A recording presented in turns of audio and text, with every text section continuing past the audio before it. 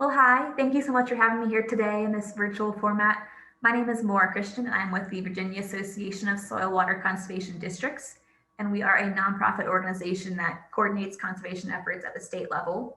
And we are located in Mechanicsville, Virginia, which is just outside of Richmond. And I am the assistant coordinator for the Virginia Conservation Assistance Program, or VCAP, and that's what I'm pleased to be able to share with you all today. I will plan to give you guys an introduction to what VCAP is, how we function as a program, and then really hone in on how we've been able to utilize partners at the local and state level to collaborate and make it possible for us to get conservation practices into the ground and grow to where we are today. So a bit about VCAP. It is a stormwater management cost share program that we provide financial reimbursement as well as technical and educational assistance to install stormwater BMPs, or best management practices. It is implemented through local and participating soil water conservation districts. And you can see on the slide, there is a map of Virginia's 47 soil water conservation districts. And those local districts are really the ones who are on the ground meeting with eligible landowners and evaluating if a stormwater BMP is the best option to solve an issue that they may be facing on a property. And I'll get more into that later.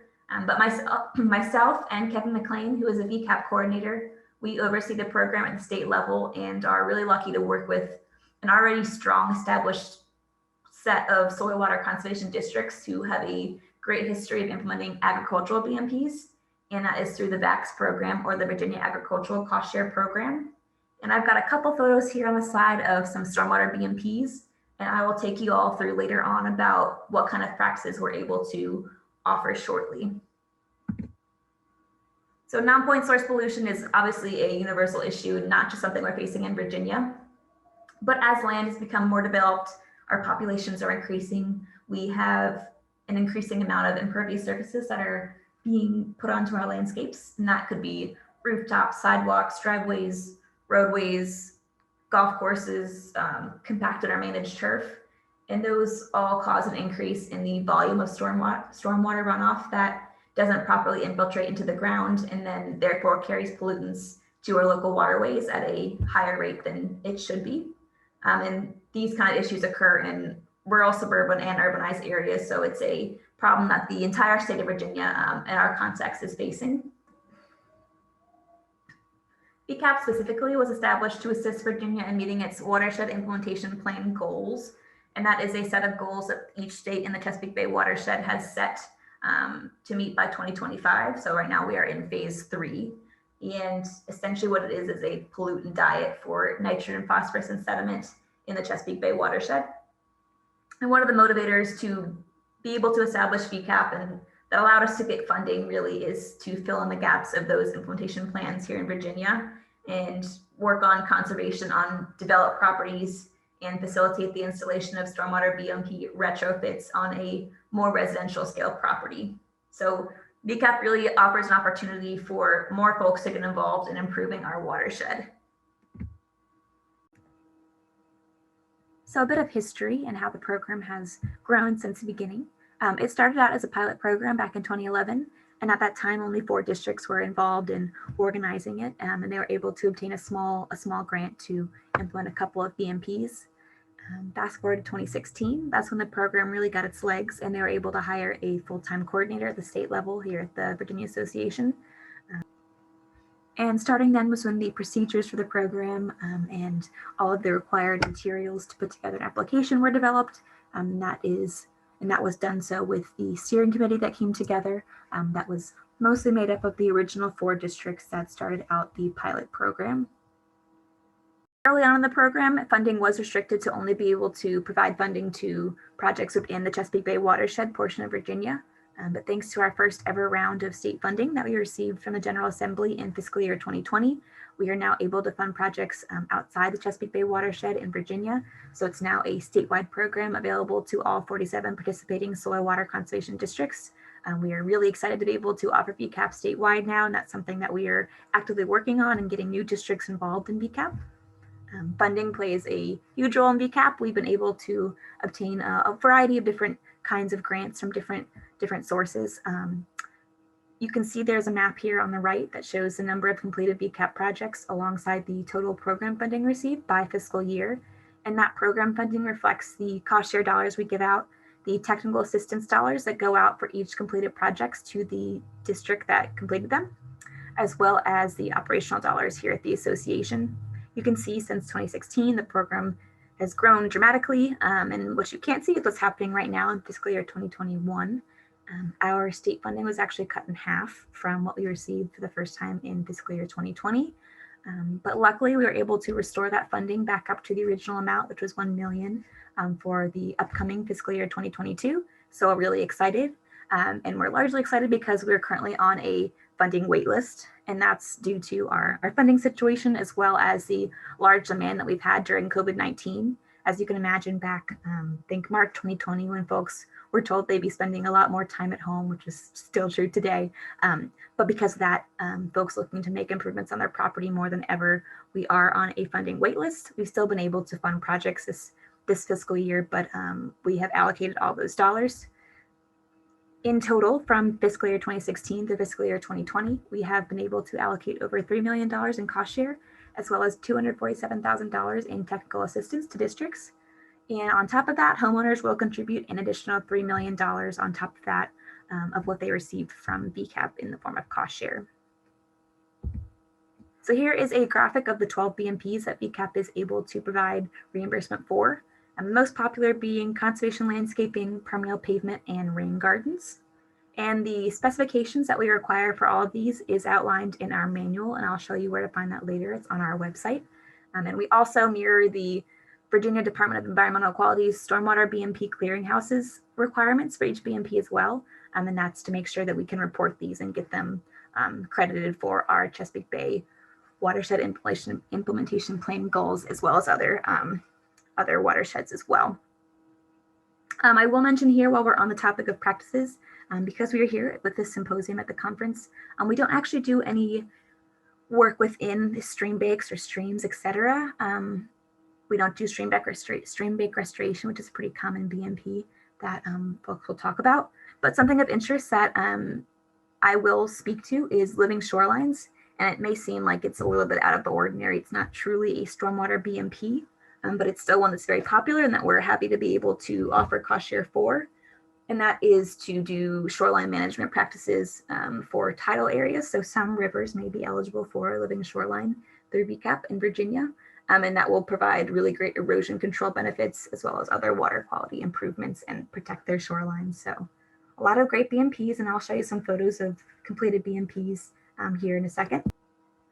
VCAP requires an application process that starts with working with your local soil water conservation district to develop an application.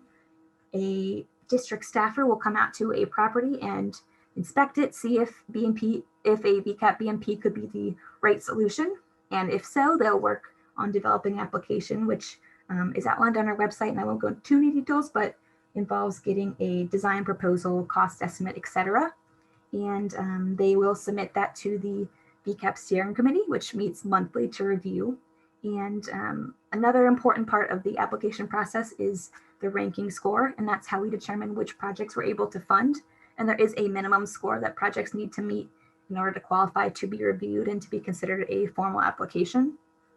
Because demand has been so high, and something we've been developing over time is making sure we're funding the highest quality water improvement projects. And because of that, we put a increased emphasis on, is a BMP addressing the correct resource concern, the pollutant removal efficiency, as well as the cost efficiency, and all of those things and more is taken into account by the ranking sheet, and that can be found on our website as well. If a project is approved by the VCAP steering committee, which meets monthly again, they are good to go ahead and install. That's one of the big parts of VCAP, is that they need to wait to do any kind of breaking ground before they have official approval from the VCAP steering committee. And once they have completed installation, they will have one final inspection by the district to make sure it was installed correctly and meets all of the requirements.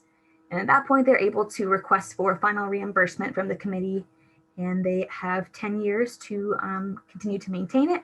And the district is also involved in doing periodic spot checks to make sure it's still viable BMP and functioning. Now I'll go through some quick examples of some BMPs that have been installed through VCAP.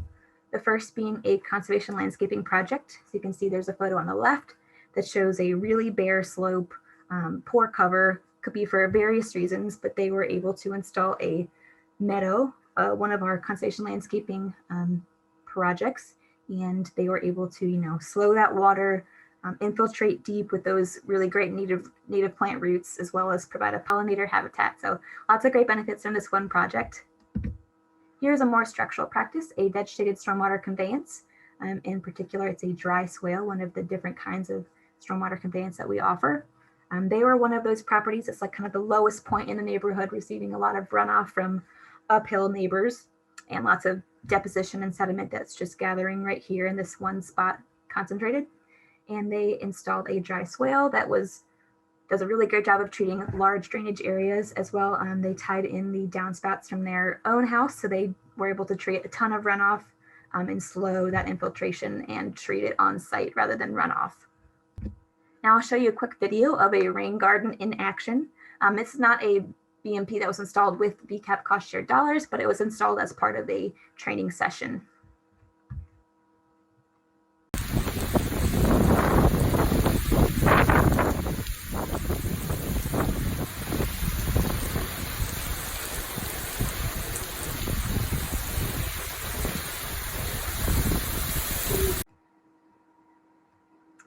VCAP would not be possible without the support and collaboration we've been able to utilize with various partners at the state and local level. At the local level, partners really help districts overcome barriers into offering VCAP in their community. That could be due to funding, staff, or time limitations. Most of our districts are a very small staff and very busy with the programs that they already offer on their own. So any kind of help that can make VCAP work in a local district is invaluable. And that could come in the form of going out on site visits for districts, providing technical advice, funding assistance, assisting with on-the-ground installation and maintenance, or lobbying on our behalf to help leverage local funding. We have a lot of really great examples of how districts have made VCAP work for them. That could look like formal MOUs or MOAs, or cooperative agreements with a local nonprofit group. We also have lots of master gardener groups, native plant groups, or localities or state agencies that have been able to offer support to districts as well at the local level. At the state level, we work with too many partners to count, and that's the same with the local level. But partners we've been able to work with help us not only lobby and do outreach on our behalf, but help bring together partners to the table to help us grow as a program. VCAP has many roundtable groups that we work with, as well as local watershed groups. And I personally gave a presentation to the Lower James River watershed recently about VCAP, and that was wonderful to be able to share some data we have with them about their watershed. We also work with various state agencies that make VCAP possible, and that includes the Virginia Department of Environmental Quality. They provide and have been really amazing to provide financial support over the years. We work with the Virginia Department of Conservation and Recreation, or DCR, to also work financially with, as well as one of their groups called the Shoreline Erosion Advisory Service, or SEAS, and they do really great no-cost work in providing assistance to property owners on the Living Shorelines BMP, and that wouldn't be possible without their support. That doesn't do our partners justice by any means, but we're super grateful for the support that VCAP has from its partners in Virginia. So wrapping up here and kind of talking about the future of VCAP, we really hope to continue to grow and expand our reach in Virginia and continue to build the capacity for local districts to implement VCAP. Funding is always the forefront of our attention, and we're constantly seeking new sources to keep up with demand. Our operational costs are very minimal, so any increased funding allows us to get more cost share out to property owners and just increase implementation. I discussed earlier how Virginia's VCAP program was based off the North Carolina program, and I think that it's a really great opportunity for other states to take a look and see what structures they have that could be that could start a similar program, even if it's a small scale. Maybe it's just one district that wants to maybe seek funding to offer reimbursement for BMPs in their community. I think that would be really great. And that could start with educating your local community on the importance of BMPs. That's something that we really work hard to do, is education on why BMPs are worth the money and why they make a difference in our communities. So I hope you kind of got a basic understanding of the importance of stormwater BMPs and that conservation really matters at every level. So here's my contact information. My name is Maura Christian again, and there is my email. That's the best way to reach me these days. And attached is also our website. So the aswcd.org/VCAP. You can find information about the VCAP process, photos of BMPs, and the specifications that we require. So please feel free to take a look at that and reach out with any questions. I would love to connect and see how we could be helpful to you. So thank you so much for having me here today.